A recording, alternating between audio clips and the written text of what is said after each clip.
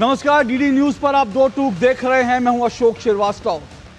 खेला होबे, खेला होबे, ये बयान, ये शब्द, ये वाक्य याद है आपको? पिछले विधानसभा चुनाव में पश्चिम बंगाल में जब पिछले विधानसभा चुनाव थे साल 2021 में, तब ममता बनर्जी ने कहा था खेला होबे।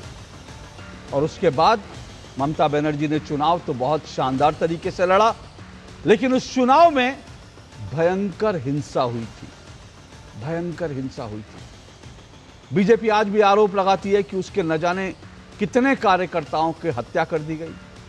ये भी कहते हैं कि महिलाओं के साथ बलात्कार किया गया, बीजेपी के दफ्तर जला दिए गए। इस तरह की कई वीडियो फुटेज आपके सामने आएंगी। और मेरे पास जो डेटा है वो भी ये बताता है कि जो विधानसभा चुनाव थे 2021 के, उसमें पश्चिम बंगाल में पूरे चुनाव के दौरान 52, करीब 52 से ज्यादा लोगों की जान गई है। 52। देश में कहीं इतनी चुनावी हिंसा नहीं होती जितनी पश्चिम बंगाल में होती है। इसीलिए बीजेपी का आरोप है कि खेला होबे, ये जो ममता बनर्जी कहती है ना, इसके पीछे वो अपने कार्यकर्ताओं को एक मैसेज देती हैं। वो मैसेज होता है, वो संदेश होता है कि विरोधी हैं, जो विपक्षी हैं, उनको पूरी तरह से कुचल दो। ये बीजेपी का आरोप है। अब इस बार विधानसभा चुनाव से पहले ममता बनर्जी ने यह कहा था, खेला होबे नहीं कहा था, बल्कि उन्होंने कहा था फाटाफाटी खेला होबे, फाटाफाटी खेला होबे। फाटाफाटी खेला मतलब आजकल तो खेल की बात होती है, क्रिकेट की बात होती है ना, तो पहले 5 डे मैच होते थे, अब 20-20 मैच होते हैं। तो कुछ उसी अंदाज में उन्होंने कहा था इस बार दरअसल फाटाफाटी खेला होबे। क्या ये जो खेला की बात थी, क्या ये खेला शुरू हो गया? ये आरोप इसलिए लग रहे हैं क्योंकि आज बीजेपी के एक उम्मीदवार, कूच बिहार में बीजेपी के एक उम्मीदवार की गाड़ी पर हमला हुआ, पथराव हुआ, वो घायल हुए और बीजेपी ने आरोप लगाया कि टीएमसी के लोगों ने उन पर हमला किया। हालांकि टीएमसी इस आरोप से इनकार करती है। टीएमसी कहती है कि हमारे कार्यकर्ताओं पर हमला होता है। लेकिन टीएमसी जो है इस वक्त बीजेपी से ज्यादा वो चुनाव आयोग से लड़ने में ज्यादा दिलचस्पी दिखा रही है। आज भी ममता बनर्जी ने 2 पेज की एक चिट्ठी लिखी और चिट्ठी लिखकर कहा कि यहां पर डेमोक्रेसी नहीं है, चुनाव आयोग मनमानी कर रहा है। और सिर्फ चिट्ठी लिखी उतने तक नहीं है, बल्कि यह मामला कोर्ट में भी पहुंच गया। क्योंकि ये जो खेला होता है बंगाल में, यानी जो चुनावी हिंसा होती है, चुनाव आयोग ने कमर कसी है कि इस बार चुनावी हिंसा नहीं होने देंगे। और इसीलिए चुनाव आयोग जो है लगातार सख्ती बरत रहा है। वहां जो भी टेंटेड अधिकारी हैं, कर्मचारी हैं, उनके धड़ाधड़ तबादले हो रहे हैं। अब ये डेटा एक कहता है कि इस बार जो है कम से कम 500 से ज्यादा अधिकारियों के अब तक तबादले हो चुके हैं। 184 इंस्पेक्टर रैंक के अधिकारियों के तबादले कल ही किए, और इससे पहले 83 बीडीओ और खुद चुनाव जो कार्यालय है उनसे जुड़े अधिकारियों के भी ट्रांसफर हुए हैं। अब ममता बनर्जी और टीएमसी आरोप लगाते हैं कि ये जो तबादले हो रहे हैं ये दरअसल हमारे खिलाफ, हमको घेराबंदी करने के लिए हो रहे हैं। और ममता बनर्जी और टीएमसी ने इसको चुनौती भी दी। कल्याण बनर्जी जो टीएमसी के सांसद हैं, वही कल्याण बनर्जी जो उपराष्ट्रपति की संसद के अंदर नकल उतारते हुए बड़े फेमस हुए थे, कल्याण बनर्जी जो है इस पूरे मामले को हाईकोर्ट में ले गए। लेकिन हाईकोर्ट से उन्हें मुंह की खानी पड़ी, क्योंकि अदालत ने साफ कह दिया कि यह अधिकार चुनाव आयोग का है, आप उसे रोक नहीं सकते। अब तब से जो है, जो लोग चाहते हैं कि तबादले ना हो, वहां बौखलाहट और ज्यादा है। तो क्या इस बौखलाहट में खेला शुरू हो गया है? आज 2 टूक में इस पर चर्चा करेंगे। आज का शीर्षक खेला शुरू। यह सवाल मैं इसलिए उठा रहा हूं क्योंकि ऐसा लग रहा है कि खेला बंगाल में शुरू हो गया है। इसी पे चर्चा करेंगे। इससे पहले आगे बढ़े, जरा सुन लीजिए ममता बनर्जी के कुछ बयान भी आपको सुनवाता हूं। मुख्यमंत्री ममता बनर्जी के जो बयान है वो भी सवालों के घेरे में है। एक तरफ वो जो बयान दे रही हैं, उन बयानों को बीजेपी सीधा सीधा धमकी बता रही है। दूसरी तरफ वो ऐसे बयान भी दे रही हैं जिनका कोई सर पैर नहीं है। उन्होंने पिछले दिनों ये कहा कि अगर बीजेपी सत्ता में आ जाएगी तो बंगालियों को मछली नहीं खाने देगी।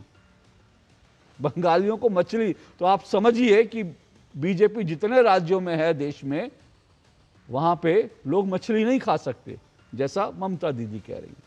तो आज इसी पर चर्चा करेंगे। खेला शुरू, इससे पहले आगे बढ़े जरा देखिए क्या कुछ कहा गया है। ममता बनर्जी के भी बयान सुनवाता हूं और बीजेपी के भी, सुनिए जरा।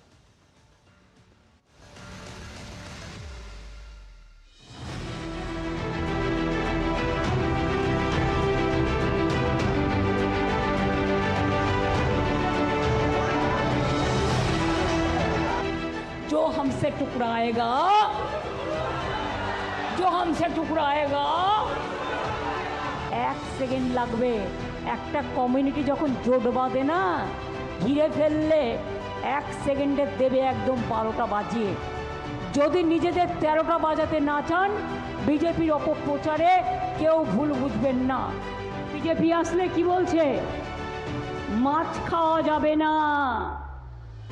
বিজেপি রাজ্যে মাছ খাওয়া যায় না, মাংস খেতে পারবেন না, ডিম খেতে পারবেন না।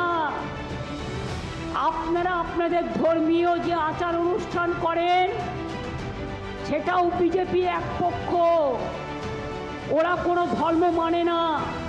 আজও বিজেপি তুমি প্রতিদিন আমাকে ডিস্টার্ব করো, প্রতিদিন বাংলার বিরুদ্ধে চক্রান্ত করো, বাংলাকে টার্গেট করো। জেনে রেখে দিও, বাংলাকে টার্গেট করেছো, দিল্লি টার্গেট করছি আমরা, পারলে সামলে নিও।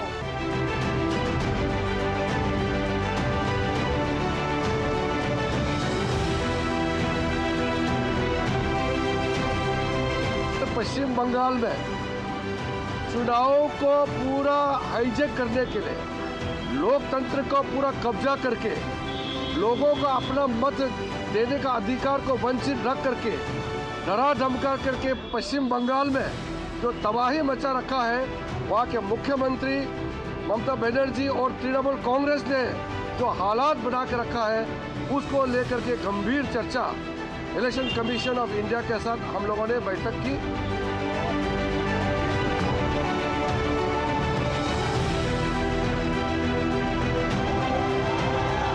तो चाहे वो कितना भी ताकत लगा ले, एड़ी छोटी की जोर लगा ले, ज्ञानेश कुमार और अमित शाह और बीजेपी को तृणमूल कांग्रेस और बुरी तरह 26 के चुनाव में हराएगा। कुछ चेतावनी देकर मैं जाता हूँ। ये संवैधानिक प्रक्रिया है और वो खुद मुख्यमंत्री होकर के संवैधानिक संस्थाओं पे हमला करती हैं, धरना दे देती हैं। सुप्रीम कोर्ट इसी बात पे उनकी फटकार लगाता है। ये चुनाव प्रक्रिया का तरीका है। निष्पक्ष चुनाव कराने के लिए समय समय पे SIR होता है, स्पेशल रिवीजन होता है, मतदाताओं का परीक्षण होता है, जो सही मतदाता है तो बनना होता है। तो अब अगर ममता कर रही तो ये उनकी बौखलाहट है, उनकी हार सुनिश्चित है।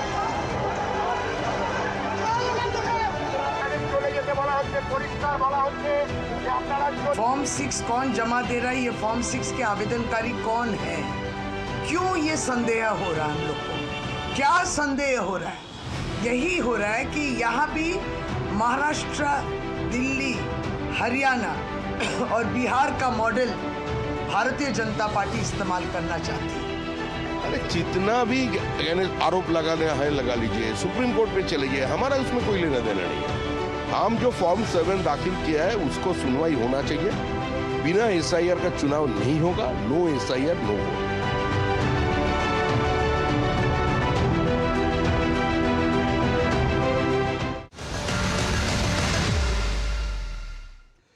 तो चलिए, आपको मैंने तमाम बयान सुनवाए और आपको ये बता दूं कि दरअसल पश्चिम बंगाल में जो विधानसभा चुनाव, उसमें पहले चुनाव जो है, पहले जो चरण की पोलिंग है, मतदान है, वो 23 तारीख को होना, यानी आज से सिर्फ 23 दिन बाकी हैं बंगाल चुनाव होने में। और ये 23 दिन बंगाल में शांति से गुजर जाएं, वहाँ कोई भी जनहानि ना हो।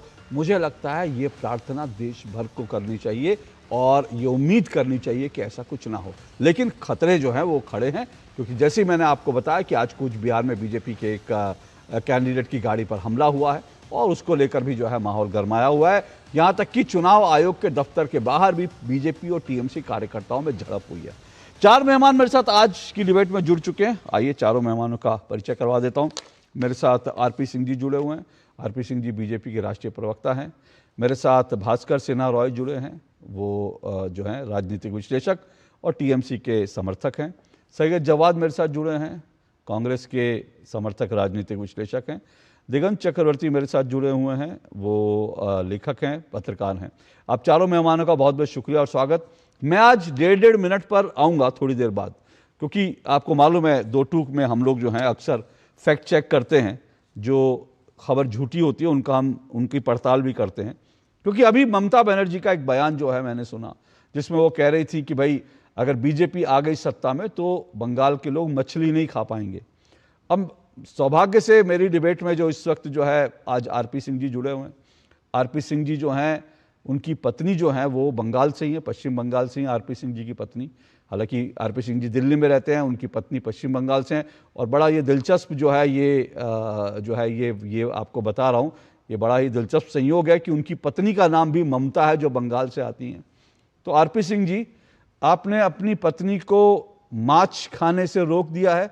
आप क्योंकि बीजेपी वाले हैं, ममता जी से साफ कह रही हैं कि आप लोग मछली खाने नहीं देंगे, तो आप अपनी पत्नी को भी मछली नहीं खाने देते होंगे बंगाल से लाने के बाद दिल्ली? ये सॉरी एक मिनट, ये थोड़ा गड़बड़, ये मेरी फोटोग्राफ है। हाँ, और इसमें क्या खा रहा हूँ मैं ये बता दीजिए सबको। एक ट्वीट भी किया है मैंने। जी, मैंने आपका ट्वीट देखा अभी। जी मैंने ट्वीट भी किया और ये मेरी फोटोग्राफ है। और मेरी पत्नी माछ बनाती है और हम माछ खाते हैं। उसमें मतलब मुझे ये नहीं समझ लगता कि ये कब से शुरू हो गया कि बीजेपी वाले माछ नहीं खाने देंगे, मछली नहीं खाने देंगे। ये क्या कि चुनाव जब हार दिखती है, चुनाव में हार दिखती है तो कुछ भी बोलो आप। वो तो हिंदी की कहावत है, खिसियानी बिल्ली खम्बा नोचे, वैसी स्थिति हो रखी दीदी की। दीदी कुछ भी बोल सकती हैं और कुछ भी कह सकती है। मुझे डर है कि आने चुनाव आते आते क्या क्या बोलेंगी, मतलब वो अपने आप में एक इतिहास बनेगा। और मेरी बात नोट आप, क्योंकि बहुत नजदीकी से चुनाव समझते और देखते हैं, इस बार का चुनाव में कमाल होने वाला, मतलब एक नए प्रकार की हिस्ट्री रची जाएगी कि चुनाव के लिए व्यक्ति क्या बोल सकता है, क्या क्या कह सकता है और क्या क्या कर सकता है। ये इस बार होने वाला है। चलिए, ये तो चुनाव जब होगा क्या फैसला होगा जनता तय करेगी और बाकी चीजें। लेकिन क्योंकि मैंने आपको मौका दिया, मैं आप दोनों के 1.5 मिनट लूंगा, लेकिन उससे पहले जो है मैं भास्कर सिन्हा जी से पूछ लूं। भास्कर सिन्हा जी, ये ट्वीट में देख रहा हूँ आरपी सिंह जी का, इसमें वो बड़े आराम से शान से मछली खा रहे हैं। तो ये ममता दीदी ने ऐसा क्यों बोला? इस तरह के बयान क्या बंगालियों को भड़काने के लिए नहीं इस तरह के बयान दिए जा रहे? क्या ये झूठे बयान की श्रेणी में नहीं आएंगे? नहीं, ये झूठे बयान नहीं है। पहले सुनिए, बीजेपी नवरात्रि में जबरदस्त बंद करवाया कि आप मछली नहीं खा सकते हैं। दिल्ली में गोल मार्केट के पास दुकानें बंद किए। अब देखिए नवरात्रि में, अरे गोल मार्केट में कोई मछली की दुकान है नहीं। आप तो गोल मार्केट में कोई मछली की दुकान है नहीं। मेरा चैलेंज सरकार के लिए है, गोल मार्केट में मछली की दुकान ही नहीं है। एक मिनट रुकिए, एक मिनट सुनिए, एक मिनट। अरे मेरा एक मिनट रुकिए, भास्कर सिन्हा जी, एक मिनट। आरपी सिंह जी रुकिए, एक मिनट। भास्कर सिन्हा जी, एक मिनट। भास्कर सिन्हा जी, मेरा सवाल ले लीजिए। भास्कर सिन्हा जी, मेरा सवाल उसके बाद आइए।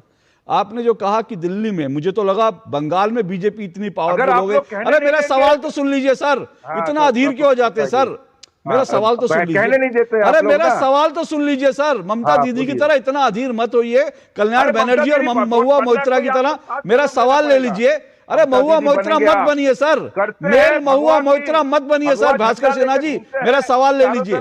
भास्कर सिन्हा जी, मेरा सवाल ले लीजिए। महुआ मोइत्रा मत बनिए प्लीज, मेरा सवाल ले लीजिए। मैं ये कह रहा हूँ आपको लिए। अरे सर, महुआ मोइत्रा मत बनिए प्लीज। अरे आपको क्या महुआ मोइत्रा ममता बनर्जी जिंदगी में? अरे महुआ मोइत्रा मत बनिए सर, थोड़ा सा धीरज रखिए, मेरा सवाल ले लीजिए।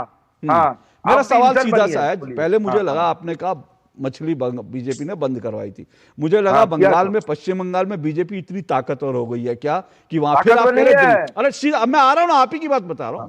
फिर आपने कहा दिल्ली में, और ये गोल मार्केट, मेरा ऑफिस गोल मार्केट में रहा है।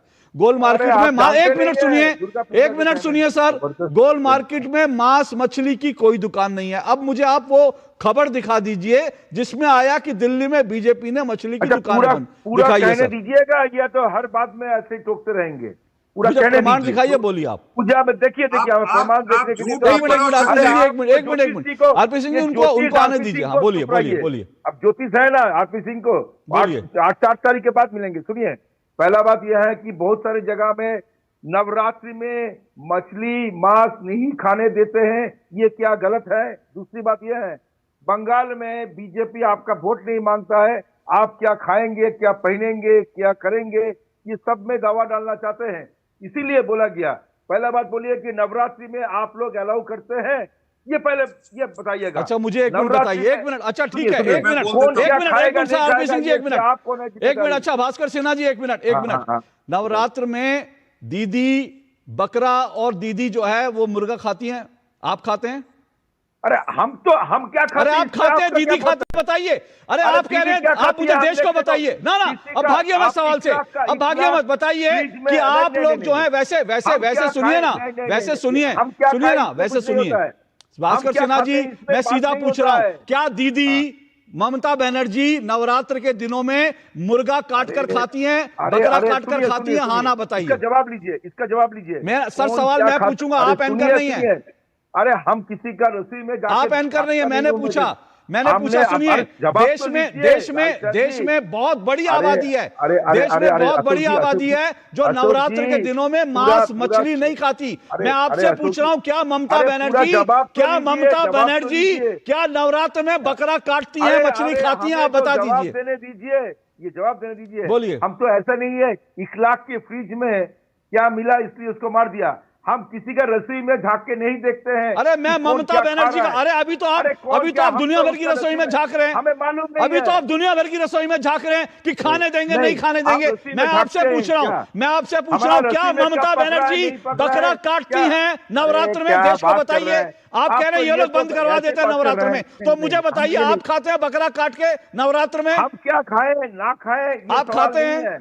सवाल यह है कि आप खाते हैं क्या? ढक सकते हैं कि नहीं? नहीं आप खाते हैं? मैंने सवाल पूछा, भास्कर सिन्हा आप खाते हैं क्या?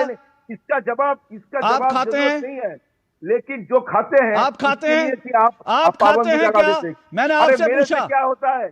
अच्छा ओके, चलिए आप रोकिए 1 मिनट, अब रुकिए। मुझे बकरी और मुर्गे पे डिबेट नहीं करे, बंद करिए इनकी आवाज, बंद कीजिए इनकी आवाज। अब देखिए भास्कर सिन्हा जी ने क्या कहा, उसको गौर से समझिएगा।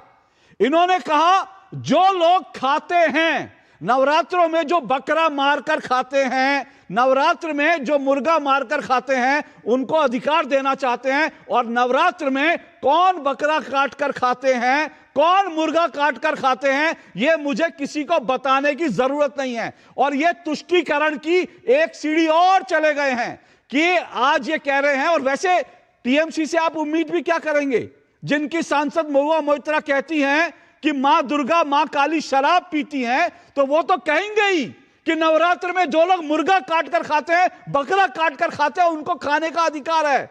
बिल्कुल आप कहेंगे, मुझे हैरानी नहीं है भास्कर सिन्हा जी, मुझे कतई हैरानी नहीं है इस बात से। लेकिन मेरी आज की डिबेट मुर्गे और बकरे पर नहीं है।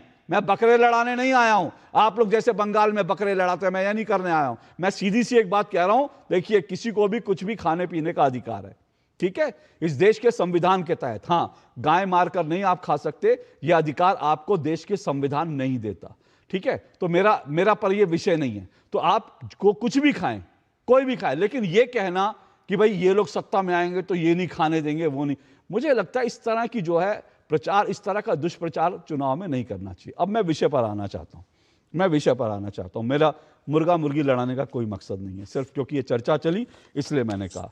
तो 1.5 मिनट अब मैं भास्कर जी को और आरपी सिंह जी को दे रहा हूं, ठीक है। भास्कर सिन्हा जी पहले 1.5 मिनट आपके। ये जो तबादले हुए हैं इसको चैलेंज किया गया, और दूसरा आज जो है कूच बिहार में बीजेपी के कैंडिडेट की गाड़ी पर हमला हुआ। अब बीजेपी कहती है कि ये हमला जो है टीएमसी के लोगों ने करवाया। दूसरी बात, कल्याण बनर्जी जो है हाईकोर्ट गए थे, हाईकोर्ट ने साफ कहा कि ये जो है ये पूरी तरह से चुनाव आयोग का अधिकार है, वो कर सकता है। तो आप लोगों की लड़ाई किससे है, बीजेपी से है, चुनाव आयोग से है? अब तो देखिए चुनाव आयोग जो कुछ कर रहे हैं, 6 नंबर फॉर्म जमा कर रहे हैं, आवेदनकारी कौन है मालूम नहीं है, एसआईआर चल रहा है, फिर एसआईआर में जिसके नाम एडजुडिकेशन में है कि डिलीट हुआ है मालूम नहीं है, फिर जो फॉर्म नंबर 6 जमा कर रहा है और आवेदनकारी कोई नहीं है और जाके जमा कर रहा है और बोल रहा है कि मैं बीजेपी का कार्यकर्ता हूं।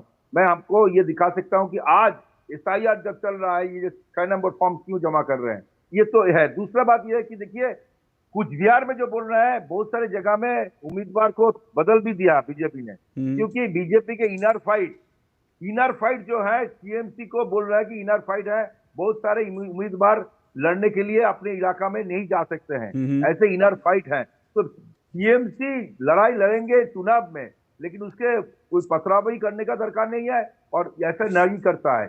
ये जो बीजेपी का जो आरोप है और 2021 में भी जो लगाया था, आपने बोला जी 52 लोग मत हुआ, लेकिन सेंट्रल गवर्नमेंट का रिपोर्ट जो है वो कृपया सामने लाइए।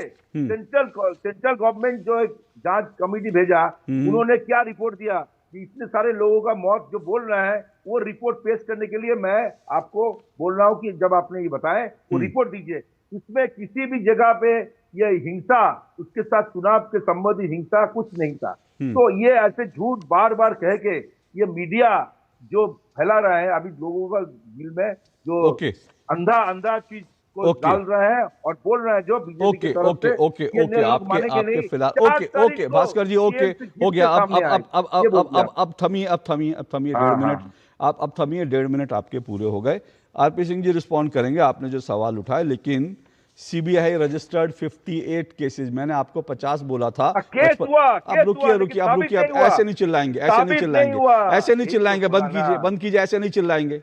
अरे जब केस ही तो होता है, पहले केस ही तो दर्ज होता है कि पहले, अरे बंद कर दीजिए भाई, इस तरह से मैं चिल्ला चिल्ली नहीं करूंगा इनके साथ। मैं टीएमसी वालों के साथ चिल्ला चिल्ली करने के लिए नहीं बैठा। मछली नहीं खाएंगे, ये नहीं खाएंगे, वो उठा के कुछ भी बोल देना कि केस दिखाइए। अरे केस ही पहले रजिस्टर होता है, उसके बाद जांच होती है, उसके बाद जो अदालत में मामला जाता है। ऐसा नहीं होता पहले अदालत फैसला सुना देती है।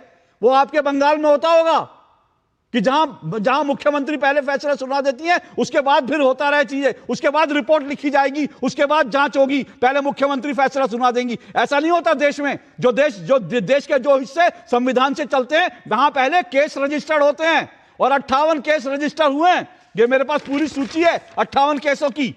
मुझे इस तरह से आके चैलेंज मत किया करिए, मैं प्रमाण लेके बैठता हूं और मेरी डिबेट में झूठ बोलेंगे तो 2 मिनट में नकाब उतार दूंगा। और सिर्फ ये नहीं है, ये भी आपको डेटा दिखा देता हूं, ये डेटा भी दिखाता हूं। सिर्फ विधानसभा चुनाव नहीं, पंचायत चुनाव में 55 मौतें हुई हैं। पंचायत चुनाव समझते हैं आप? गली मोहल्ले के चुनाव जो हमारे आसपास होते हैं, पंचायत चुनाव में 55 मौतें हुई हैं। आरपी सिंह जी रिस्पॉन्ड कीजिए। वो कह रहे हैं ऐसे लगातार बोलेंगे मैं आपकी आवाज बंद रखूंगा। यहां पे ये मत समझिए कि ये बंगाल है, जैसा आप चाहेंगे वैसे डिबेट होगी, जैसे आप चाहेंगे वैसे सरकार चलेगी, बिल्कुल नहीं होगा। आरपी सिंह जी भाई ये कह रहे हैं कि जो जितने झगड़े होते हैं वो तो बीजेपी के लोगों के आपस के झगड़े हैं, उसमें टीएमसी का कोई हाथ नहीं है। हालांकि भास्कर सिन्हा राव ने ये नहीं बताया कि कल्याण बनर्जी जो उछलते उछलते कोर्ट गए थे, कोर्ट ने उनको उनका कागज जो उठाकर बाहर फेंक दिया, ये नहीं बताया, उस पर नहीं बोले। मैं कोशिश करूंगा उस पर कोई राय अगर रखना चाहे तो रखे। लेकिन बताइए आपके ये जो आप झूठा आरोप लगा रहे हैं कि भैया कूच बिहार में बीजेपी के ऊपर जो टीएमसी ने हमला किया, ये भास्कर सिन्हा राव का दावा है। क्योंकि ये कूच बिहार नहीं, अभी 5 दिन पहले 24 परगना में ये लगातार हमारे कार्यकर्ताओं पे हमले हो रहे हैं। हमने इलेक्शन कमीशन से आग्रह किया है कि वे तुरंत इस सारी स्थितियों को संज्ञान लेकर उस पर चिंता करें, क्योंकि चुनाव में अगर इस प्रकार से हिंसा बढ़ती रही तो चुनाव नहीं लड़ा जा सकता। और उन्होंने हमको एश्योर किया कि इस बार चुनाव में हिंसा नहीं होने देंगे, इसकी वे पूरी कोशिश करेंगे। परंतु ममता बनर्जी का एक ट्रैक रिकॉर्ड है और वो उसी ट्रैक रिकॉर्ड के हिसाब से चुनाव लड़ना चाहती हैं। ये और आपने दूसरा कहा कि कल्याण बनर्जी का जो चिट्ठा लेकर गए थे हाईकोर्ट ने उनके मुंह पे दे मारा, वो सही है, क्योंकि वह कहने अपने जो उनके खास अफसर थे उनको प्रोटेक्ट करने के लिए कि वो रहे वहां पर और ये जितनी हिंसा है वो हो सके, इसके लिए वो अफसरों को संरक्षण देते हैं और इसलिए उनके लिए पक्ष में गए थे। आज इलेक्शन कमीशन ने हाईकोर्ट ने मुंह पे मारा। और इसी प्रकार से ये एसआईआर के भी विरोध में गए थे, अगर याद हो, सुप्रीम कोर्ट गए थे एसआईआर के विरोध में और सुप्रीम कोर्ट ने कहा था एसआईआर होगा। बाद में इन्होंने मामला अपना जो पक्ष बदलने की कोशिश करी, परंतु सच तो है कि ये तो एसआईआर का घोर विरोध कर रहे थे। और विरोध करे क्यों ना, आपकी जानकारी के लिए आपको ध्यान में आ जाए, सिर्फ मैं डिबेट के अगले पार्ट में बाकी जानकारी दूंगा, परंतु लगभग 60 लाख वोट, 58 लाख वोट ऐसे पाए गए हैं जो कि वोटर थे ही नहीं। उसमें से कुछ वोट तो ऐसे पाए गए जो पिछली बार के जो मृत थे उन्होंने वोट डाले थे, मृत वोटरों ने पिछली बार भी वोट डाले थे। जो लोग दुनिया में नहीं रहे, पिछली बार भी नहीं थे, उन्होंने वोट डाले थे। और अशोक जी, हम कैसे भूल सकते हैं? आपने देखा था ना, जब एसआईआर शुरू हुई थी तो रेला का रेला, मोहल्ले के मोहल्ले खाली होकर। जी मैं एसआईआर पर करूंगा बात, अभी पूरा हुआ मैं, अब इसलिए जो मैं आगे बढ़ना चाहता हूं, मेरा आज का विषय एसआईआर को लेकर नहीं, एसआईआर को लेकर सुप्रीम कोर्ट गए थे, वहां पर कुछ हासिल नहीं हुआ। आज जो है ये भी फैसला, हाई कोर्ट का भी फैसला आ गया। ये जो तमाम तबादले हो रहे थे, इन पर भी जो है हाई कोर्ट ने इस मामले में सुनवाई से इनकार कर दिया, कहा चुनाव आयोग को अधिकार है। भास्कर सिन्हा, जल्दी से फिर मैं सैयद जवाद और दिगंत चक्रवर्ती के पास जाऊंगा। ये मैं फिर से आपसे पूछ रहा हूं कि ये जो चुनाव आयोग ने ट्रांसफर किए, इसको रोकने के लिए हाई कोर्ट गए थे कि भैया ये सब गलत हो रहा है। इस मामले में जो है कोर्ट ने साफ तौर पर कहा कि चुनाव आयोग ने बिना मतलब टीएमसी ने आरोप लगाया, अनुच्छेद 356 लागू किए, अघोषित आपातकाल जैसी स्थिति बना दी गई है, लेकिन कोर्ट ने साफ तौर पर कहा कि भैया उसको अधिकार है, आप हस्तक्षेप कोर्ट नहीं करेगा। बोलिए। अधिकार तो है, लेकिन अधिकार का गलत इस्तेमाल हो रहा है। किसी के खिलाफ कोई कंप्लेन नहीं है, और पूरा सिस्टम को अगर आप बदलना चाहते हैं, ऐसे ट्रांसफर कर देंगे तो लॉ एंड ऑर्डर का प्रॉब्लम होगा, एक सेटअप को खराब कर रहे हैं। आप देखिए, ट्रांसफर आप कर ही सकते हैं, लेकिन कभी जिंदगी में कभी सुने आपने कि इतना secretary, chief secretary, home secretary, CEO के दफ्तर से शुरू करके सबको आपने चेंज कर दिया? ऐसे कभी हुआ नहीं। और काम तो यहाँ पर दूसरी जगह भी करेंगे। पूरा सिस्टम को आज जिम्मेदार कौन है? अगर कुछ घटना घटे तो कौन जिम्मेदार? ये ममता बनर्जी रिस्पॉन्सिबिलिटी है। तो आप जैसे कोई कारण दिखाना चाहिए कि हाँ, इसके खिलाफ कोई कंप्लेन है, इसीलिए इसको ट्रांसफर कर दिया गया। ऐसे नहीं कर रहा है, बीजेपी के इशारा में इलेक्शन कमीशन चल रहा है। ओके, अब मुझे आगे बढ़ना है, 1 मिनट, अब मुझे आगे बढ़ना है। लेकिन आपने कहा कि कोई कारण नहीं है। हाँ, 1 मिनट आरपी सिंह जी, कोई कारण नहीं है बिना वजह से। दिक्कत तो यही है ना, कोई कारण नहीं, आप कितनी आसानी से कह देते हैं। अभी 3 दिन पहले की खबर है, 28 मार्च की, 28 मार्च हाल की खबर है। क्या हुआ था, एक पोलिंग स्टेशन के अंदर, एक जो पोलिंग कर्मचारियों का जो पूरा का पूरा ट्रेनिंग चल रही थी, उस ट्रेनिंग प्रोग्राम के अंदर जो फिल्म दिखाई जानी थी, वहां पे ममता, सोचिए, चुनाव आयोग जो है चुनाव कार्यक्रम के लिए ट्रेनिंग दी जा रही है, वहां पे ममता बनर्जी की प्रचार फिल्म चला दी जाती है। ममता, मॉडल कोड ऑफ कंडक्ट लगा हुआ है, और वहां पर जब एक चुनाव अधिकारी जो है इसका विरोध करता है, वो कहता है कि ममता बनर्जी की फिल्म क्यों चला दी गई? अब बंद कर दीजिए, बंद कर दीजिए, ऐसे बिल्कुल इजाजत नहीं दूंगा चिल्ला चिल्ली की। सच सुन के मुझे मालूम है तकलीफ होती है, सच सुनकर। तो जैसे ही उस अधिकारी ने कहा कि भाई मॉडल कोड ऑफ कंडक्ट लगा है, आप कैसे जो है ममता बनर्जी की प्रचार फिल्म चला सकते हैं, तो जानते हैं वहां क्या हुआ? वहां उठाकर उस कर्मचारी की पिटाई कर दी गई, उसको लहूलुहान कर दिया गया। और आज वो जो वीडियो था, उस वीडियो का भी ट्रांसफर कर दिया। अब ये कहेंगे उस वीडियो का ट्रांसफर गलत किया गया है। अरे जो वीडियो चुनाव की ट्रेनिंग प्रोग्राम के अंदर ममता बनर्जी की प्रचार फिल्म चला सकता है, वो इलेक्शन में क्या क्या नहीं कर सकता, आप अंदाजा लगाइए। जो पुलिस कमिश्नर, जो पुलिस अधिकारी, कमिश्नर नहीं, माफ कीजिएगा, जो पुलिस अधिकारी, कोई इंस्पेक्टर या कोई और अधिकारी हमला होने पर पुलिस की रिपोर्ट ना दर्ज करे, वो किसके लिए काम करेगा चुनाव में? ये बताने की जरूरत है। ये समझते नहीं आप लोग क्या? और ऐसे ही क्या ममता बनर्जी जो है पूर्व अधिकारियों को इनाम देती हैं? ऐसे ही नहीं देती हैं वो। ऐसे ही वो जो है पुलिस अधिकारियों के समर्थन में आकर जो है वो धरने पर बैठ जाती हैं। ऐसे ही होता है क्या? ये रिश्ता हम जानते नहीं सर क्या? ये रिश्ता देश जानता है। आरपी सिंह जी रिस्पॉन्ड कीजिए, फिर मैं जाऊंगा सैयद जवाद और दिगंत चक्रवर्ती के पास।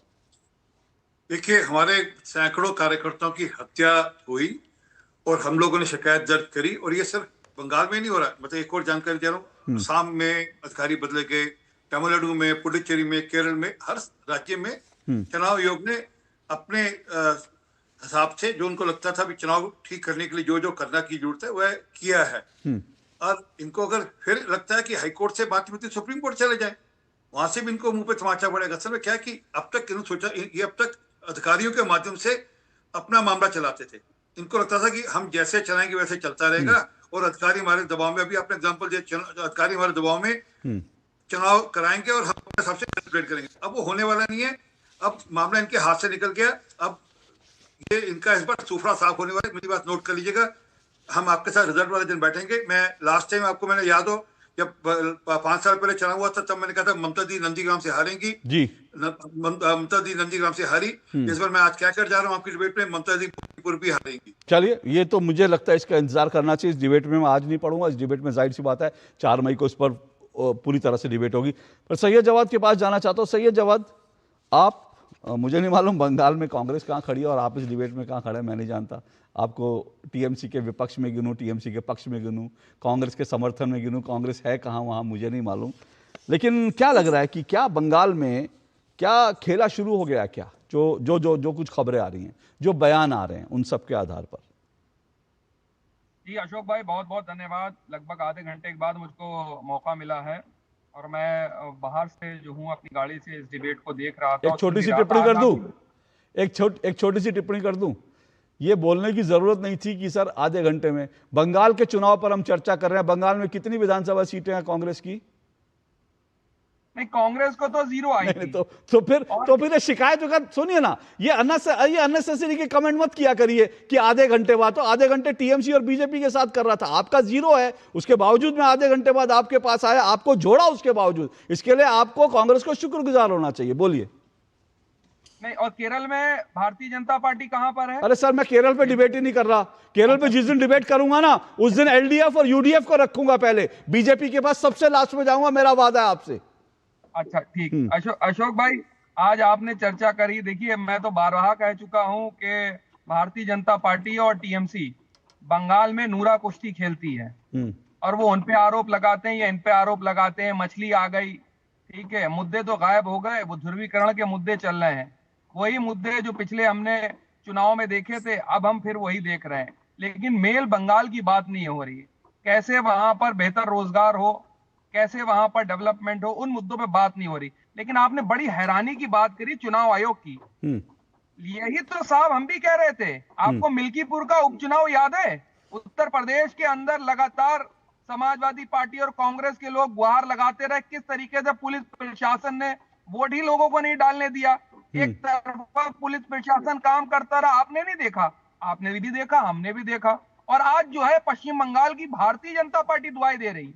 अरे सीखा किससे है, कौन कराता है, ये तो हम भी जान रहे हैं। फिर अभी आपने बिहार चुनाव भी देखा, हम भी बिहार चुनाव में थे। अभी हम जाएंगे बंगाल भी, देख करके आएंगे क्या हो रहा है। किस तरीके से पूरी भारतीय जनता पार्टी ने लूट कर ली, कितने लोगों के साथ इन्होंने गुंडागर्दी करी, वो भी लोगों ने देखा। हरियाणा के अंदर क्या करा, वो भी हमने देखा। आज लोकतंत्र याद आ रहा चुनाव आयोग को। आज चुनाव आयोग, और देखिए, हम कहते थे गंगाधर ही शक्तिमान है और शक्तिमान ही गंगाधर है। चुनाव आयोग भारतीय जनता पार्टी के इशारे पे काम करता है और भारतीय जनता पार्टी जो चुनाव आयोग के अधिकारी उनको सजेशन देते हैं कि कैसे होना चाहिए, वही काम करते हैं। कोई फर्क नहीं है। और चुनाव आयोग अपनी निष्पक्षता को लेकर के लगातार सवारों के कटघरे में। आप बताइए, दिल्ली का चुनाव तो हमने देखा था, किस तरीके से भारतीय जनता पार्टी ने झूठ बोला। आज तक डबल इंजन की सरकार नहीं बता पाई। 2 सिलेंडर मिलेंगे, अरे 2 सिलेंडर मिलेंगे। आप भी दिल्ली में रहते हैं, हम भी रहते हैं। आरपी सिंह जी, आ रहा हूं एक मिनट। सैयद जवाद, एक मिनट, सैयद जवाद सुनिए, सैयद जवाद, ओके सैयद जवाद एक मिनट, सैयद जवाद सैयद जवाद जो है ना, वो यूपी पर और उत्तर प्रदेश चले गए। उन्होंने कहा कि सब जगह जो है चुनाव आयोग बीजेपी ने काम करो, आरोप सिद्ध। आरपी सिंह जी जवाब दीजिएगा। लेकिन सैयद जवाद, एक छोटी सी बात में टिप्पणी करना चाहता हूं। आपने कहा आप बिहार भी गए थे, अब बंगाल भी जाएंगे। सैयद जवाद, आप मेरे मित्र हैं। जब आप बिहार गए थे और बिहार से लौट कर आए थे ना, तो आप बड़े मायूस थे, आपके कंधे झुके हुए थे, आपके चेहरे की रौनक गायब हो गई थी। आप 2 दिन तक डिबेट नहीं कर पाए थे बिहार से लौटने के बाद। मेरा सुझाव है, बंगाल भी मत जाइए। अनावश्यक रूप से आप जो है, आपके कंधे फिर झुके होंगे, आप मायूस होकर आएंगे। मैं नहीं चाहता, मेरे मित्र के चेहरे पर वो मायूसी जो है मुझे देखी नहीं जाती है। मित्रवत सुझाव है, उसके बावजूद आप जाना चाहते हैं, अपनी पार्टी को जो है रगड़ते हुए, फिसलते हुए देखना चाहते हैं। आपकी इच्छा है सर, लेकिन मेरा मित्रवत सुझाव है। आरपी सिंह जी रिस्पॉन्ड कीजिए। मेरा भी इनसे निवेदन है कि हाँ बोलिए। अच्छा रुकिए 10 सेकंड। आप बोलिए। गिरते हैं शहसवार ही मैदान जंग में, वो तिफल क्या लड़ेंगे जो घुटनों के बल चले। तो सर हमारा काम है, ठीक है सर। आप मैंने आपसे क्या कहा सैयद जवाद, आप बिल्कुल जाइए। मैंने तो सिर्फ मित्रवत सुझाव दिया था, क्योंकि मैं आपको जो है उदास, आपको परेशान मुझे देखना थोड़ा खराब लगता है। आरपी सिंह जी रिस्पॉन्ड कीजिए। रुकिए भास्कर सिन्हा जी, आ रहा हूं, रुकिए। इन्होंने, मेरे मित्र ने खुद मान लिया कि वह घुटने के बल पर चलने वाले हैं। वो तो दिख रहा है कि उनकी पार्टी पूरी घुटने के बल पर है, क्योंकि उनकी पार्टी की लीडरशिप जैसी है, ना नेता है, ना नीति है, ना कोई सोच है, ना कोई आगे का विजन है। वो सिर्फ मोदी जी को गाली निकालते निकालते देश को गाली निकालना शुरू करते हैं, देश को भला बुरा कहना शुरू करते हैं। परंतु जो मूल बात अशोक जी आए, जरा एक घोटालों की एक सूची है, मैं अगर आप छोटी सी परमिशन दे तो मैं पढ़ दूं। आज कहाँ के घोटालों की बात कर रहे हैं आप? नहीं, मैं इसलिए कह रहा हूँ कि ये कह रहे हैं कि एजेंडा क्या है? एजेंडा है घोटाले, एजेंडा है पार्थ चौधरी के घर पे पकड़े गए 50 करोड़ रुपए नकदी जो पकड़ी गई थी। एजेंडा है जो इनके नेता जेल में थे चुनाव भ्रष्टाचार के चलते। एजेंडा है कि उन्हीं नेताओं को टिकट दी गई है, उनमें से कई नेता जो भ्रष्टाचार के चलते जेल गए, उनमें से कई नेताओं को टिकट दी गई है टीएमसी के।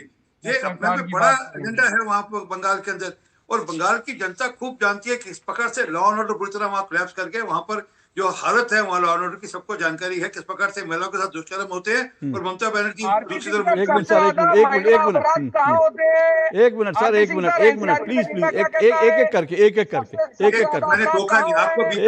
भाई, एक एक करके प्लीज, एक एक करके समय व्यस्त मत कीजिए, पार्लियामेंट नहीं है, व्यस्त मत कीजिए टाइम, एक एक करके बोलिए प्लीज प्लीज। पार्लियामेंट नहीं है। आरपी सिंह जी जल्दी से अपनी बात पूछिए करिए, फिर मुझे ब्रेक पे जाना, फिर मैं ब्रेक के बाद आऊंगा। मुझे सिर्फ एक बात जोड़नी है, इनकी जानकारी कम है। दिल्ली के अंदर 2 गैस के सिलेंडर मिलने शुरू गए, होली और दिवाली पर फ्री गैस का सिलेंडर मिलना शुरू हो गया। ओके चलिए ठीक है, मैं दिल्ली का चुनाव नहीं है, दिल्ली पर जरूर बात कर लेंगे। नहीं ठीक है, उन्होंने आरोप लगाया, आपने जवाब दिया। ओके, मैं एक छोटा सा ब्रेक ले रहा हूं, ब्रेक के बाद आता हूं। दिगंत चक्रवर्ती आपके पास आऊंगा, भास्कर सिंह आपके पास भी आऊंगा इस छोटे से ब्रेक के बाद। बने रहिए मेरे साथ।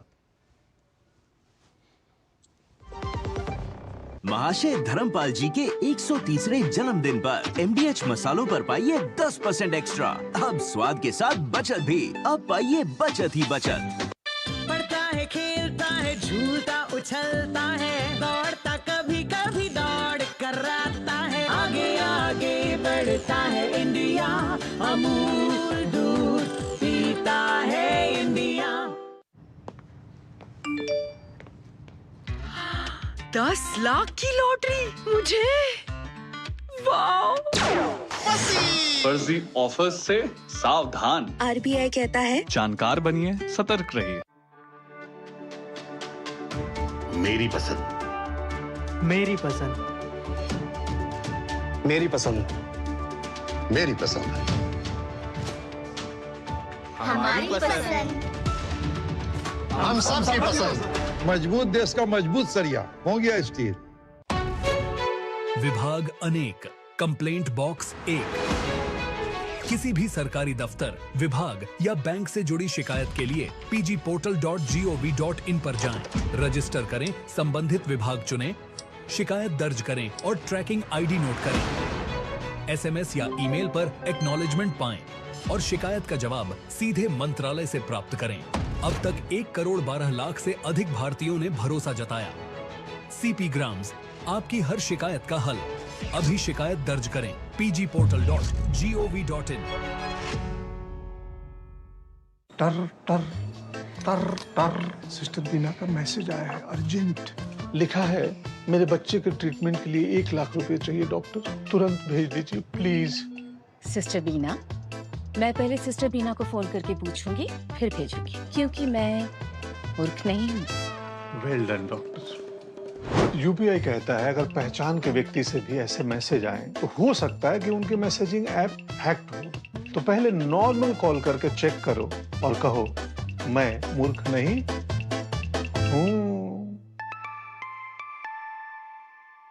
जाइए आप भी किसी का टेस्ट लीजिए। गोल्डी छोले मसाले, जहाँ जाए रिश्ते बनाए। गोल्डी लाए हैं फ्रेश लॉक टेक्नोलॉजी, जो रखे मसालों को हर समय फ्रेश।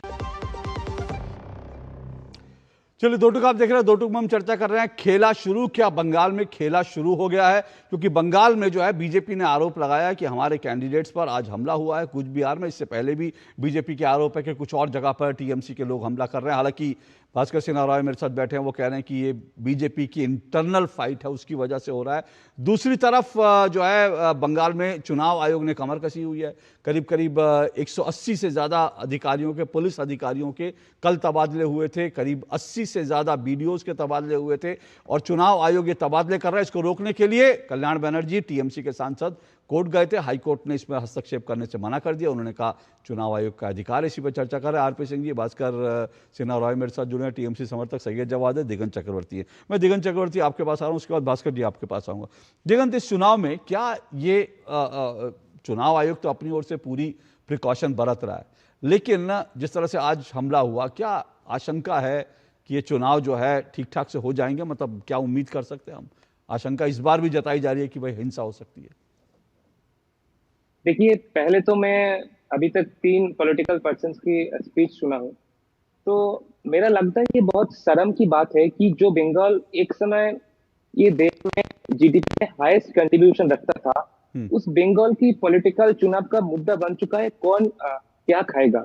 अब सोचिए कि पॉलिटिकल कितना चीप कर दिया ये रूलिंग पार्टी ने कि इस बंगाल में लोग क्या खाएगा ये पॉलिटिकल इशू बन चुका है। लेकिन ये एक पॉलिटिकल स्ट्रेटेजी है टीएमसी का, हमारे बंगाल का रूलिंग पार्टी का, कि जो असली मुद्दा है इमोशनल डिबेट क्रिएट करो और उन पे लोग को बिजी रखो। देखिए, अब जो बात कह रहे थे कि जो पॉलिटिकल वायलेंस के जो बात होता है, पहले तो पहले जो वीडियो में दिखाया कि ममता दीदी का जो स्पीच है, तो मैंने तो पहले चीफ मिनिस्टर को रिक्वेस्ट करूंगा कि आप डेमोक्रेसी की बात मत कीजिए। ये बंगाल एक ऐसा स्टेट है जहां 21 में जो इलेक्शन हुआ, उस इलेक्शन के बाद जो विरोधी दल है उनके 100 लोगों की मौत हो गया। अब इधर एक कोई पंचायत चुनाव में लड़ते हैं तो उनका मौत हो जाता है। अगर उस पॉलिटिकल पार्टी ने अगर डेमोक्रेसी की बात करते हैं तो ये थोड़ा अच्छा नहीं लगता। और जो लेकिन वो तो कह रहे हैं कि ये आंकड़ा झूठा है। अभी भास्कर सिन्हा रॉय जी ने कहा कि ये सब जो है केसेस कहां पर हैं, ऐसा तो कुछ है ही नहीं। ये जो लोग हैं ये तो फैक्ट पे विश्वास नहीं करते। अब जितना भी अब प्रोपागेंडा है, जितना भी अब फेसबुक पे चलते हैं, इस पर ही भरोसा करते हैं। लेकिन मेरा जो टीएमसी के जो प्रतिनिधि है, मेरा एक प्रश्न है कि आप लोग जो कहते हैं कि हम कागज नहीं दिखाएंगे, तो मेरा प्रश्न है, अगर आप एयरपोर्ट में जाते हैं तो आप क्या कागज नहीं दिखाते है? अगर आप कोई इंटरव्यू देने जाते हैं कि आप कागज नहीं दिखाते है, तो प्रॉब्लम क्या है आप लोगों का? एसआईआर एक डेमोक्रेटिक प्रोसेस है जो संविधान की हमारे जो कॉन्स्टिट्यूशन है आर्टिकल 326 उनकी बात पूरी हो जाए फिर रिस्पॉन्ड कीजिए। इलेक्शन कमीशन की एक जो करने का जो काम है उनमें से एक महत्वपूर्ण है एसआईआर। तो आप तो बातों पे कॉन्स्टिट्यूशन की बात करते हैं। आप जब राम मंदिर का रीएस्टेब्लिशमेंट होता है तो आपको लगता है सेकुलरिज्म खतरे में है, कॉन्स्टिट्यूशन खतरे में है। लेकिन जब एक कॉन्स्टिट्यूशनल प्रोसीड्यूर हो रहा है तो उनमें आपका दिक्कत क्या है, ये मेरा प्रश्न रहा। और जो अभी जो पॉलिटिकल मुद्दा आरपी सिंह जी रुकिए प्लीज, रुकिए आरपी सिंह जी, आऊंगा एक मिनट। बोल रहा है, मैं एक युवा हूँ, मेरा एक प्रश्न है कि कैसे एक चीप टॉपिक को पॉलिटिकल मुद्दा बनाए। जैसे मुद्दा क्या होना चाहिए था? आपने सुना होगा कि एक युवा सती नाम के स्कीम चालू किया। अब सोचिए, युवा सती जो एजुकेटेड युवा है, जिनको महीने में 10 लाख को नौकरी पाना चाहिए था, उनका महीने में दे रहा है 1500, मतलब दिनों में 25 रुपया। अगर आप कोई डिस्ट्रिक्ट से कलकत्ता ट्रैवल करेंगे तो आपको दिन में उस दिन 50 से ज्यादा रुपया खर्च होगा। और आप युवा सती दे रहे हैं, आप बोल रहे हैं कि भास्कर सिन्हा जी एक मिनट जो दिगंत ने कहा, भास्कर जी मेरा सवाल जो दिगंत ने कहा, उन्होंने कहा कि भाई डेवलपमेंट जो है बंगाल का, उन्होंने कुछ डेटा बताया कि भाई बंगाल कितना पिछड़ गया है। वो कह रहे हैं कि इन सब मुद्दों पर होना चाहिए, क्योंकि इन मुद्दों पर आप लोग चुनाव नहीं लड़ना चाहते, इसलिए मछली खाना, ऐसे भावनात्मक मुद्दों जो हैं उनको आप रेज कर रहे हैं। जी देखिए, किस मुद्दे पे इलेक्शन लड़ेंगे, लोग क्या समझेंगे, ये बात की बात है। लेकिन मैं ये कहना चाहता हूँ, चुनाव जो होगा इसमें कोई संदेह नहीं है, लेकिन एसआईआर को सही ढंग से नहीं हो पाया। आज भी एडजुडिकेशन लिस्ट में जिन लोगों का नाम है वो अभी क्लियर नहीं हुआ। पहले कहने दीजिए, क्लियर नहीं हुआ। विदाउट क्लियरिंग पूरा वोटर लिस्ट को, और वो जाएगा कहां पर जाएगा? शायद मेरा नाम नहीं है। अब समझ लीजिए, मैं नॉमिनेशन फाइल करना चाहता हूं, मैं ट्राइब्यूनल में जाऊंगा, ट्राइब्यूनल का नतीजे आते आते चुनाव निकल जाएगा। तो मैं यही कह रहा हूं कि अभी तक इतना जल्दबाजी किए, ट्राइब्यूनल में जाने के लिए भी कितना टाइम लगेगा, और नॉमिनेशन फाइल का लास्ट डेट है 6 तारीख। मैं निर्दल उम्मीदवार खड़ा होना चाहता हूं। मान लीजिए कोई आदमी जिसका नाम एडजुडिकेशन में है, वो क्या करेगा? दूसरा बात यह है कि एसआईआर प्रोसेस को लंबी समय से करना चाहिए था। इतना जल्दबाजी किए, इतने बार सुप्रीम कोर्ट को इंटरफेयर भी करना पड़ा। सुप्रीम कोर्ट को इतने बार इंटरफेयर क्यों करना पड़ा? सुप्रीम कोर्ट कह सकते थे कि नहीं जो हो रहा है उसको करने दीजिए। नहीं, पर भास्कर जी, सुप्रीम कोर्ट ने भास्कर जी सुनिए ना, सुप्रीम कोर्ट ने इंटरवीन किया, सुप्रीम कोर्ट आप लोग भी गए, तमाम पॉलिटिकल पार्टियां गई, लेकिन सुप्रीम कोर्ट ने कहीं भी उस पूरी प्रक्रिया को गलत नहीं ठहराया, कहीं भी प्रक्रिया पर विराम नहीं लगाया। ये बात भी तो आप समझ रहे हैं। नहीं अशोक जी, एक बात मैंने लीजिए, हमने बोल रहा है कि ये जो प्रोसीड्योर है इसको टाइम कंज्यूमिंग, कल भी सुप्रीम कोर्ट में इसका सुनवाई है। अब देखिएगा, इतना जल्दबाजी करने से इतने सारे लोग, मैं आपको पूरा बंगाल में घुमा के दिखा सकता हूँ, कितने सारे बोनाफाइड वोटर का नाम कट गया। अब लॉजिकल डिस्क्रिपेंसी, एडजुडिकेशन, ये सब चीज आए और इतना जल्दबाजी किए। मान लीजिए आज से 6 दिन बाद, सुनिए, last day of nomination filing का डेट है, कोई अगर खड़ा होना चाहते हैं, उसके नाम एडजुडिकेशन में आ गया, फिर वो कब जाएगा वहां पर ट्राइब्यूनल में, कब आएगा उसका नाम। आरपी सिंह जी रिस्पॉन्ड कीजिए। वो कह रहे हैं कि भाई लोग जो है, लोगों के अधिकार मारे जाएंगे जिस तरह से ये टाइम बॉन्ड नहीं हो रहा और बाकी सब प्रॉब्लम जो है। आरपी सिंह जी रिस्पॉन्ड कीजिए। देखिए, पहली बात तो 58 लाख वोट कटे। मैं जो आपने मुझे जहां रोका था पहले, अगर याद हो, रेला का रेला मोहल्ले के मोहल्ले खाली कर बॉर्डर की ओर भाग गए। आपके चैनल ने, आपके चैनल ने भी किया, मतलब बाकी सब टीवी चैनल्स ने, मैं सोशल मीडिया की बात ही कर रहा, टीवी चैनल्स ने कवर किया। उनसे पूछा कि आप क्यों भाग रहे, बोलो SIR हो रहे इसलिए भाग रहे हैं। उनसे पूछा कि आपका आधार कार्ड है, हाँ है, किसने बनाया, TMC के लोगों ने बनाया। आपका वोटर कार्ड है, किसने बनाया, TMC ने बनाया। आप क्यों भाग रहे हो कि हम SIR में पकड़े जाएंगे। आप किसको वोट देते थे, TMC को देते थे। तो ये तो खेल हो रहा था, ये तो सबको जानकारी के खेल हो रहा था। और जहां तक SIR पे प्रश्न उठाने की बात है, सुप्रीम कोर्ट का तत्वावधान में हो रहा है, उनके जुडिशियल ऑफिसर करें। अब तो इलेक्शन कमीशन का सिर्फ इसमें रोल ही नहीं है SIR के मामले में। तो आप जब SIR पे प्रश्न उठा रहे हैं तो इसको तो आप सुप्रीम कोर्ट पे प्रश्न उठा रहे हैं। और मैं आपकी गलती भी नहीं मानता, आपको तो किसी भी संवैधानिक संस्था पे विश्वास नहीं है, ना इलेक्शन कमीशन पे, ना सुप्रीम कोर्ट के। तो इसलिए आप तो जरूर, मतलब आपका अधिकार है, आप सुप्रीम कोर्ट के पूरे प्रोसेस पे प्रश्न उठा सकते हैं, उठाने का अधिकार है, परंतु आप किस तरीके से चुनाव को ठीक मानेंगे, ये सबसे बड़ी बात है। मतलब SIR हुआ, वोट कटे, उसमें से एक वोटर भी ऐसा नहीं है जिससे जाकर जो वोट कटे उसमें से एक नहीं आप खड़ा कर पाए। आपको कितना बांग्लादेशी रोहिंग्या मिले, ये आंकड़ा बताइए। बांग्लादेश, देखिए, मैं एक बात सुनिए, एक मिनट सुनिए, एक मिनट सर, रुकिए रुकिए। देखिए, मैं सुनिए, देखिए SIR जो है ना, वो जरूरी तो था, वो तो डेमोक्रेटिक प्रक्रिया है। एक मिनट सर, सुन तो लीजिए प्लीज। वो एक डेमोक्रेटिक प्रक्रिया है, वो एक संवैधानिक अधिकार है। मैं बार बार इस पर 50 डिबेट कर चुका हूं और कोई ये चैलेंज नहीं कर पाया, ना यहां पर डिबेट में, ना सुप्रीम कोर्ट में, कि जो चुनाव आयोग कर रहा है वो असंवैधानिक प्रक्रिया, वो संवैधानिक हक है। और ये भी आपको देखिए, एक रिपोर्ट दिखा रहा हूं, ये रिपोर्ट जो है BSF की रिपोर्ट है। ये BSF ने कहा कि SIR प्रक्रिया शुरू होने के बाद हजारों की तादाद में जो बांग्लादेशी घुसपैठिए थे वो बॉर्डर छोड़कर भागे हैं बंगाल से। ये BSF का, अब आप BSF को झूठ नहीं कहेंगे, आकाशवाणी की न्यूज आपको दिखा रहा हूं। तो इसका मतलब ये नहीं है कि मतलब आप उस प्रक्रिया को जो है गलत ठहराएंगे। प्रक्रिया अपने हिसाब से सही चल रही है।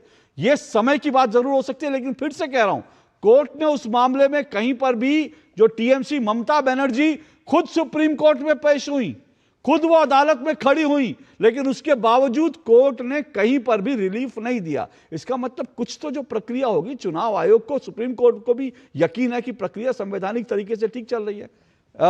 सैयद जवाद, रुकिए सर, रुकिए। देखिए, हम तो ये जानते हैं अशोक भाई, जिस तरीके से चुनाव आयोग के बड़े बड़े अधिकारी सिर्फ विपक्ष की बात को नजरअंदाज करते हैं और सत्ता पक्ष की बात को सुनते हैं, जो सत्ता पक्ष की तरफ से होता है वही करते हुए दिखाई देते हैं। तो पूरे इस वक्त भारत के अंदर ये संदेह उत्पन्न हुआ है कि चुनाव आयोग निष्पक्ष नहीं दिखाई दे। एक बात, जैसा कि मैंने आपके सामने उदाहरण दिए कई एक स्टेट के, और वोट चोरी जो मुद्दा कांग्रेस ने उठाया था वो लोगों के घर घर तक फैल रहा है। और आप देखिएगा आने वाले समय में, आपको मेरी चिंता हुई, मैं बहुत बहुत शुक्रगुजार हूं। मैं जानता हूं आप कांग्रेस से बहुत दिली मोहब्बत भी करते हैं, आप भी इंटरनली जानते हैं कि कितना जरूरी है कांग्रेस इस देश के लिए। मैं जानता हूं और मजबूरियां भी समझता हूं। आपको बता दूं, अंडर करंट कांग्रेस के लिए अभी भी है और लोगों ने सबको आजमा करके देख लिया है कि किस तरीके से चीजें थी।